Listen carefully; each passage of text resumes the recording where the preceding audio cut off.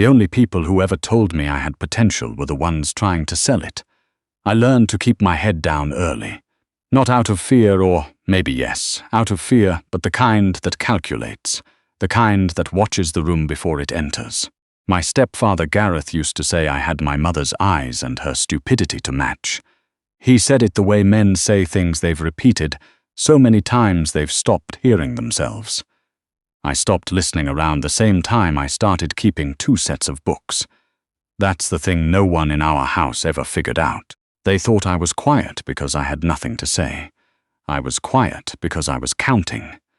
The apartment we lived in above the laundromat on Dufferin smelled like dryer heat and mildew and whatever Gareth's girlfriend Pamela was cooking on any given night. Pamela had moved in 14 months after my mother passed.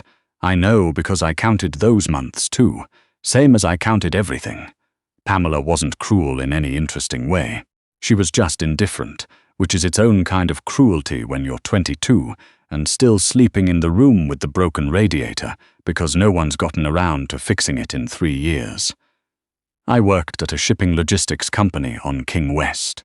Nothing glamorous. I ran numbers, reconciled invoices, flagged discrepancies in freight manifests. My manager, a soft-spoken man named Terence, told me once that I had an almost unsettling ability to find the thing that didn't belong. He meant it as a compliment. I filed it away the way I filed everything. Useful, probably, someday. The debt wasn't mine. I want to be clear about that because Gareth spent a long time making sure it felt like it was. When my mother was sick, he'd borrowed against her life insurance. Twice, apparently, through 2 different brokers. Using signatures I later understood weren't entirely hers. By the time she died, the policy paid out to creditors I'd never heard of. What was left came to Gareth. What came to me was a letter, forwarded through a solicitor's office on Bloor, informing me that a subsidiary of something called Blackthorn Capital Holdings had acquired the outstanding debt attached to the estate, and that, as a co-signatory on a lease I hadn't known existed, I was considered a liable party. Gareth had signed my name. He'd done it 3 years before, on a piece of paper I'd never seen, for money I'd never touched. And now someone was collecting. The first notice arrived on a Tuesday in February. The second arrived 9 days later.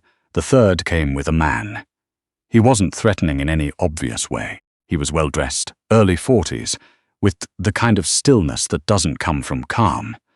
It comes from having made decisions that other people flinch at. He sat across from me at the kitchen table, while Gareth stood in the doorway, pretending he wasn't sweating through his shirt.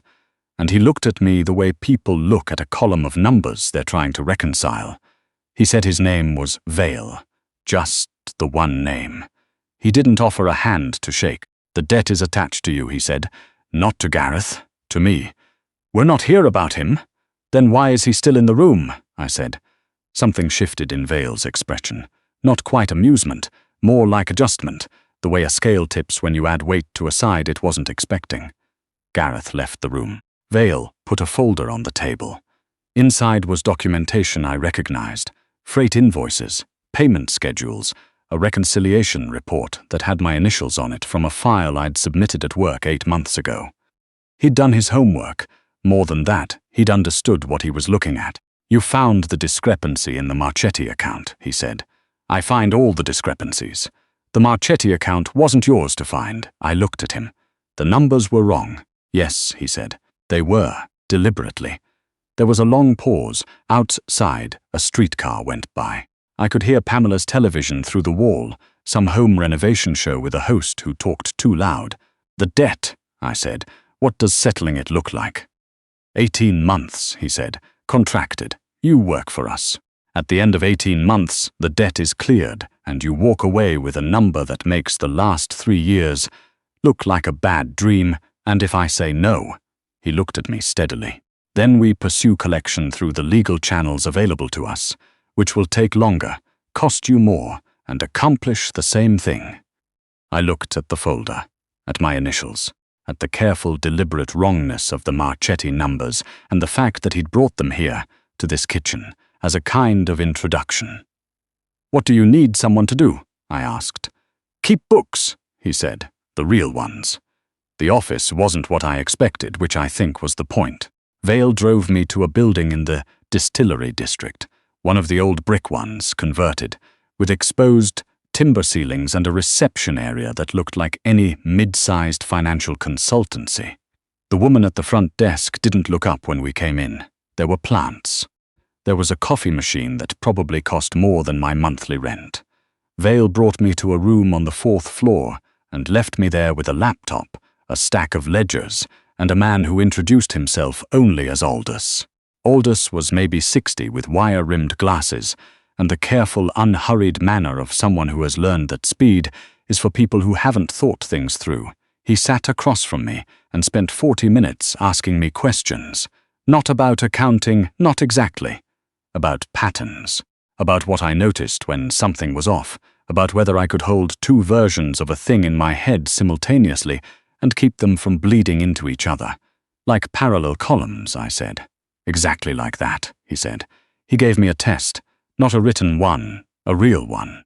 A set of ledgers with 6 months of transactions, 3 accounts and a problem buried somewhere in month 4 that had compounded quietly into month 6. He gave me 2 hours. I found it in 40 minutes. There was a secondary problem in month 2 that no one had flagged, smaller, almost invisible, but it had seeded the larger one. I flagged both. Aldous took off his glasses and cleaned them. He did this slowly, the way people do when they're thinking. "Who taught you?" he asked. "No one," I said. I just paid attention. He nodded once, put his glasses back on, and left the room. When he came back, he had a contract. 18 months, as Vale had said. A flat salary that made me read the number twice. A non-disclosure agreement that was thorough, in a way that told me the people who wrote it were thorough about everything. I signed it. I want to say I had no idea what I was walking into. That's not quite true. I had the shape of it, the contours, the weight. I just didn't know the name yet. The name was Rain. I didn't meet Cormac Rain for 6 weeks. In those 6 weeks, I learned the following. That Blackthorn Capital Holdings was one of 9 shell entities operating under a structure that, on paper, looked like a diversified investment portfolio, and in practice, moved money across 3 provinces and 4 countries with the precision of a Swiss mechanism. That the freight logistics discrepancy I'd flagged at my old job had touched one of those entities, without anyone involved understanding what they were touching. That Aldous had been watching me since Terence's quarterly review, in which Terence had written, in the notes section, that I had an almost unsettling ability to find the thing that didn't belong. I also learned that the people I worked alongside, quietly, in rooms that smelled like coffee and old paper, did not make small talk. They were competent and closed, and they acknowledged me by the quality of what I produced, which suited me fine. The books I kept were meticulous. I made them that way not out of pride, but out of self-preservation. If something went wrong, I needed to be able to show exactly what I knew and when I knew it. I kept my own records, separate, encrypted, stored somewhere no one in that building could access. Insurance, same as always. Rain's name came up in documents before it came up in conversation. It appeared in authorization columns, in signature blocks, in the originating field of wire transfers that moved amounts I'd stopped letting myself think about in terms of what they could buy. The signature was small and even, not the sprawling signature of someone performing authority, but the signature of someone who didn't need to. When I finally met him, it was because he came to me. It was a Wednesday, late, past 8, the building mostly empty. I was working through a discrepancy in the Vancouver account, a small one, the kind that other people would have rounded off and moved past. I don't round off. He came into the room without knocking and stood at the edge of my desk, reading what was on my screen with the straightforward attention of someone who doesn't ask permission to look at things in his own building. He was taller than I'd constructed him from paperwork, broad through the shoulders, with the kind of stillness Vale had but deeper. Like Vale's stillness was learned and Rain's was just the baseline. There was a scar at the line of his jaw, another at the corner of his left eye, both old. His jacket was good. His watch was the kind that doesn't announce itself. He looked at the screen for a moment, then at me. "You flagged the Vancouver variance," he said. "It's small," I said, "but it's consistent. Same vendor, same offset, every third invoice. Someone's skimming. How long has it been going on? 7 months, based on what I have access to. Possibly longer. He pulled the chair across from me, sat down and held out his hand. Show me.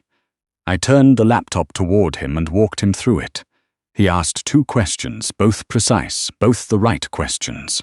He didn't ask me to explain my reasoning in the way people do when they're checking whether you actually understand what you're saying. He just followed it. When I finished, he was quiet for a moment. You encrypted your working files, he said. It wasn't a question. I met his eyes. Yes, I said. Why? Because I'm careful. He looked at me for a long time, not in a way that was meant to unsettle, or maybe it was meant to and simply didn't. I'd been looked at by men trying to figure out what I was worth my whole life. I'd gotten comfortable looking back. Aldous said you found the month 2 seed in the test, he said. It was there. He's given that test 43 times, Rain said. You're the second person to find the seed. I didn't say anything. Who was the first? I asked after a moment. Something crossed his face that wasn't quite a smile. Me, he said. 30 years ago. He stood, straightened his jacket, and walked to the door. The Vancouver vendor, he said without turning around. I want a full audit 3 years back. Whatever access you need, Aldous will arrange it. And the person skimming? He paused at the door. Not your department, he said, and then he was gone. The next 4 months had a rhythm to them. I worked. I found things.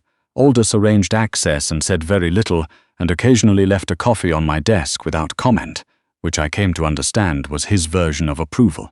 Vale checked in weekly, formal and precise, updating me on logistics I needed and asking nothing personal. The staff around me remained careful and closed, and gradually, incrementally, stopped treating me like a liability they were waiting to see materialize. Rain came to my office. It had become mine, quietly. No one had announced it, 11 more times in those 4 months. Always with a purpose, always with files or questions or instructions delivered in that flat, even way that somehow managed not to sound like orders even though they clearly were. He stayed longer each time. Not because either of us was in any hurry. I think it was simply because the work took as long as it took, and neither of us was the kind of person who wrapped things up before they were finished. I learned things about him through accumulation, the way you learn anything worth knowing. Not from what people say, but from what they assume.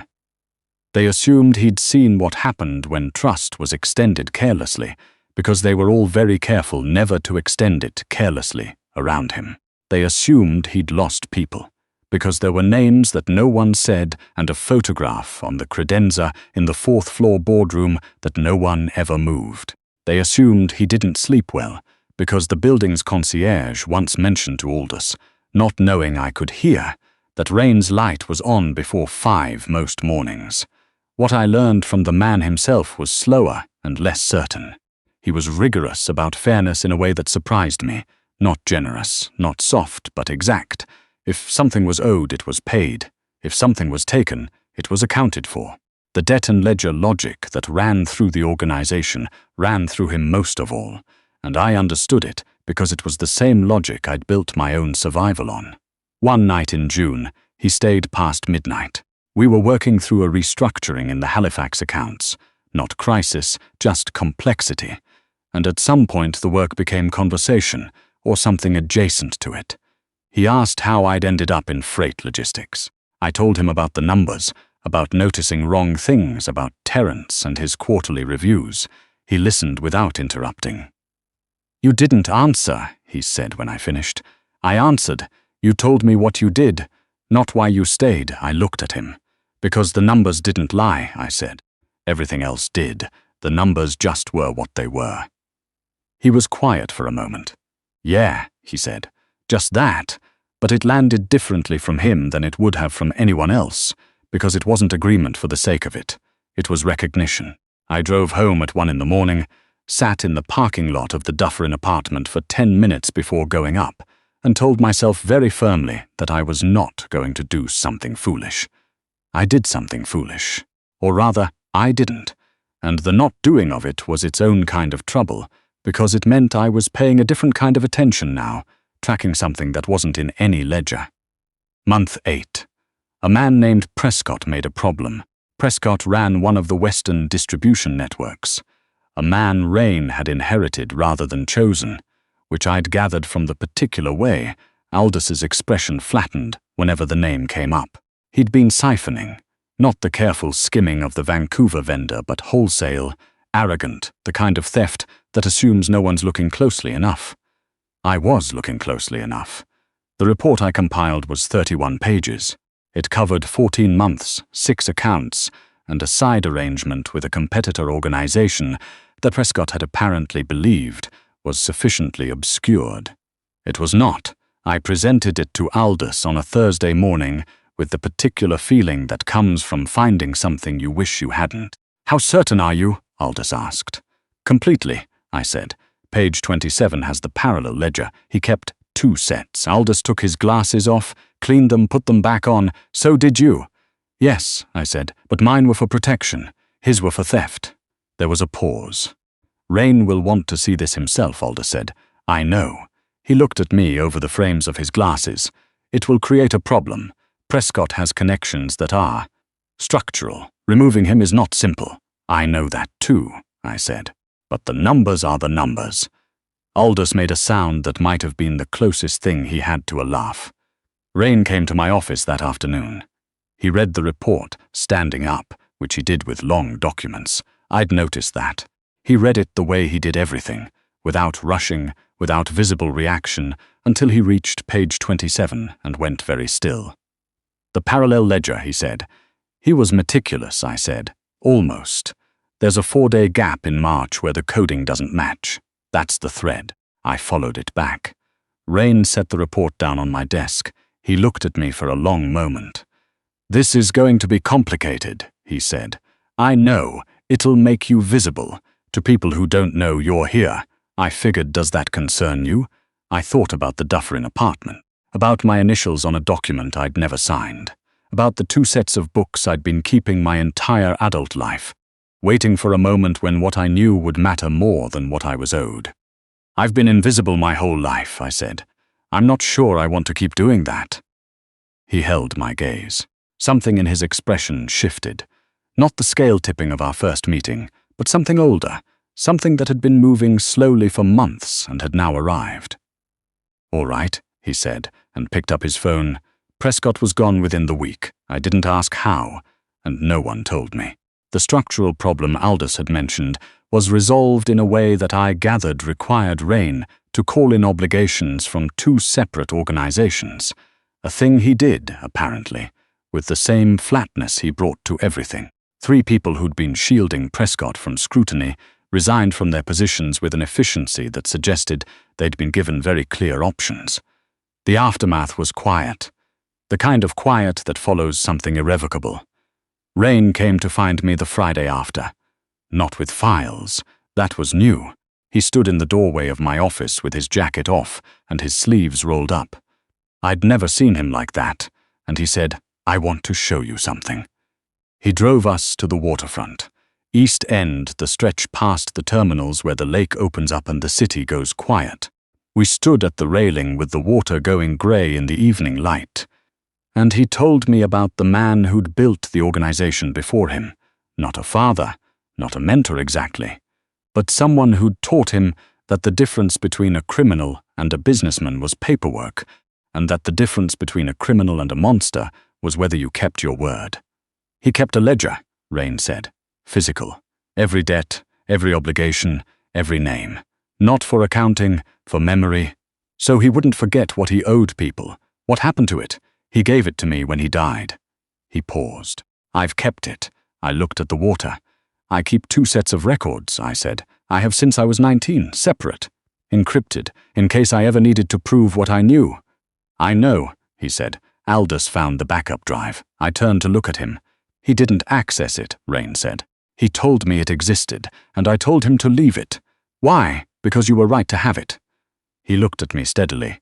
"I would have done the same thing." The lake moved. A freighter moved slowly along the horizon, lights beginning to come on. "My stepfather forged my name," I said, "on a lease, 3 years ago. That's how your people found me, I know. The debt was never mine. No, he said, it wasn't. And then, because he was Rain and this was how he operated, it's been cleared, has been since month 3. I stared at him. Month 3, I said. You were already doing work that covered it twice over. His voice was even, matter of fact, the way he said everything. The terms of the contract were honored. The debt is gone. Then why am I still here? The question came out before I'd finished thinking it.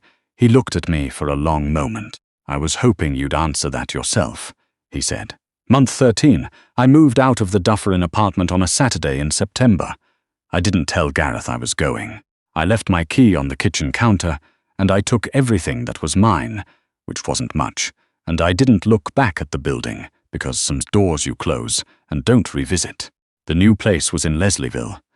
Mine, properly mine, paid for with the salary I'd been saving since month 1, with the discipline of someone who'd spent years with nothing and wasn't planning to go back. I set up my workspace by the window with the view of the courtyard, and I felt, for the first time in as long as I could remember, like the square footage around me was honest. I kept working. Not because I had to. The contract had 2 months left, and the debt was already gone, had been gone for 10 months without my knowing.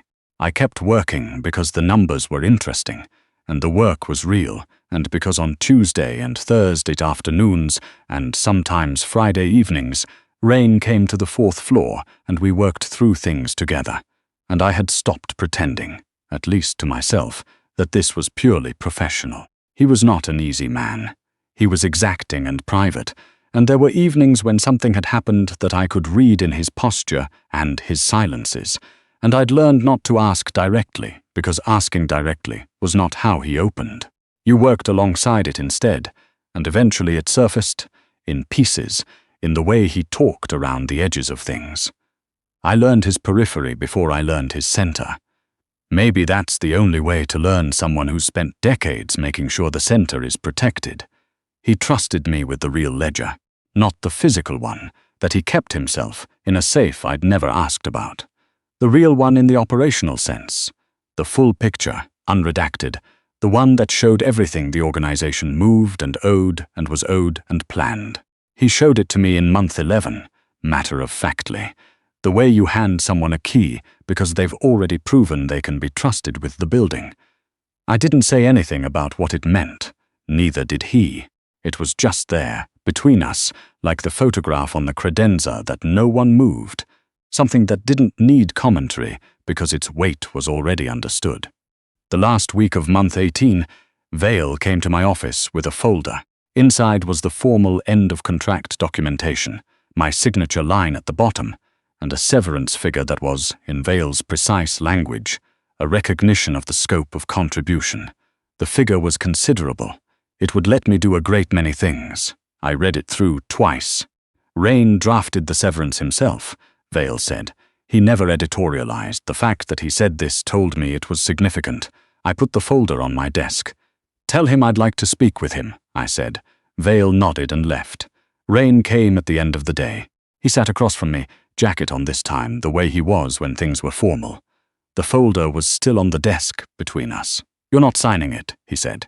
It wasn't a question. Not yet, I said. What do you need? I looked at him, at the scar along his jaw, at the careful, closed face that I'd been reading in pieces for a year and a half, at the man who'd kept my backup drive untouched because he understood why I'd made it. I need to know if this is the end because the contract is up, I said, or if the contract being up is just an excuse to make a clean line where there isn't one. The room was quiet. Somewhere below, the building made its evening sounds, the elevator, the climate system, the particular acoustics of a place that holds its breath. The contract is formality, he said. It was always formality, you knew that. I know what the numbers say, I said. I want to know what you say. He looked at me for a long time. Cormac Rain, who ran his organization like a ledger, who paid what was owed and collected what was owed and never confused the two, who had cleared a debt that wasn't mine, and said nothing about it for 10 months because he'd been waiting to see what I would choose without obligation pulling me. He reached across the desk and moved the folder aside. Stay, he said. Not a plea. Not a negotiation. Just the word, placed precisely, weighted exactly the way he meant it. I picked up a pen. I didn't sign the severance. I signed the new contract, the one Aldous had prepared, because of course Aldous had prepared one. Because everyone in this building planned ahead, and I set the pen down and looked at Rain across the desk, and thought about the girl who'd kept 2 sets of books in a mildew-smelling apartment above a laundromat on Dufferin, counting months, counting words, waiting for a moment when what she knew would matter. This was the moment. It looked nothing like I'd imagined and exactly like what it should. Outside, the city moved through its evening without caring about any of it. The lake was out there somewhere past the buildings, grey and wide and honest. I'd always been good with numbers. I knew a good ledger when I saw one. This one balanced.